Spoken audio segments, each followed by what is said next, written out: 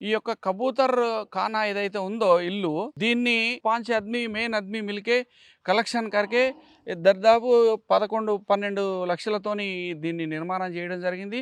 గత 10 సంవత్సరాల కిందే నేను ఒక 4, 5 పావురాలను తెచ్చి ఇయడం జరిగింది. దాంతోని ఒకటి ఈరోజు 4, 5 వేల పావురాలు ఈ గోశాలలో ఉంటాయి ఎప్పుడు.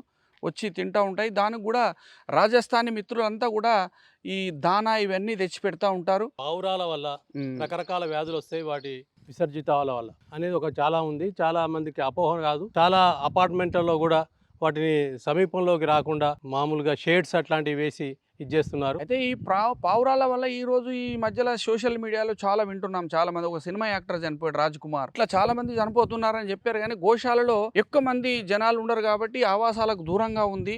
బయట నుంచి వచ్చి ఆవాసాల్లో పోతున్నాయి కాబట్టి అవన్నీ ఇక్కడనే డైవర్ట్ చేసేసి ఈ కబూతర్ ఖానాలో ఏదైతే 1000 గృహాలున్నాయి, దాంట్లో 1000 ఇండ్లున్నాయి. 1000 పావురాలు ఎట్ ఏ టైం వాటిలలో నివసించవచ్చు, చిన్నవి పెద్దవి కలిపి.